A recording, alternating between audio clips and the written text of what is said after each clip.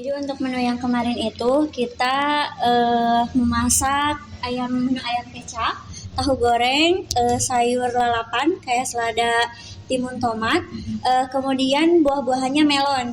Nah untuk prosesnya kita kan ada 3 tahapan proses ya, dari mulai persiapan, kemudian pemasakan, pengolahan, sama pemorsian. Nah, sebelum dilakukan pemasakan itu kita ada penerimaan bahan baku. Itu normal. Biasanya penerimaan bahan baku itu dari jam 3, jam 4 mulai diterima, kemudian jam 4 sore. Itu khususnya untuk menu ayam. Kalau sayurannya biasanya sering menyusul karena kan memang harus segar ya.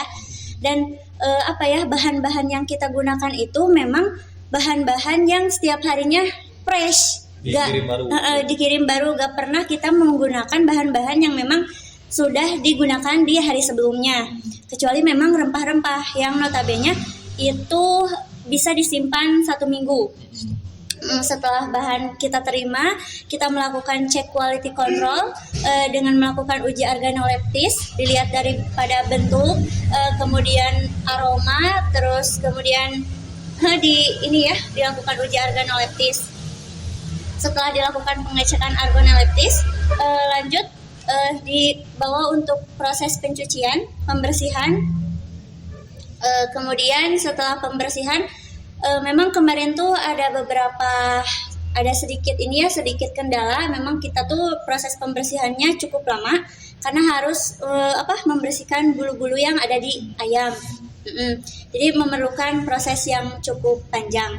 Setelah itu kita melakukan marinasi seperti biasa.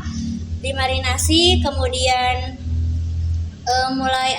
tim persiapan mulai menyortir sayuran, mencuci sayuran. Itu maksimal itu mereka pukul jam 8 tuh udah mulai mencuci lah. Jam 8 malam. Jam 8 malam.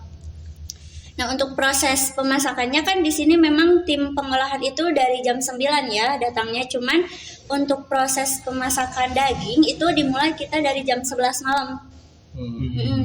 Kita jam 11 malam sampai dengan selesai sekitaran pukul jam 3 lebih. Jam 3 lebih. Kemudian, dari proses pengolahan itu kan jadi jam 9. Nah, itu kita kayak meracik bumbu-bumbu dulu gitu, memasak masakan yang memang sifatnya masih ringan gitu. Nah, setelah itu selesai pengolahan, terus tim persiapan juga pada pukul 11-an gitu ya. Masih dengan proses pemotongan melon, buah-buahan. 11 malam nanti. Kurang lebih ya, saya belum dapat memastikan secara detailnya karena ya itu. Terus selesainya kita mulai pemorsian atau pemakingan. Itu kita ada 2 tahapan pemorsian. Ada pemorsian kecil yang untuk anak SD sama PAUD. Itu kita melakukan itu dari jam 4. Dari jam 4 subuh sampai dengan maksimal itu jam 6:30, karena memang kita mengejar target jam makan anak-anak. Jam makan yang udah ditentukan daripada juknis yang tertera.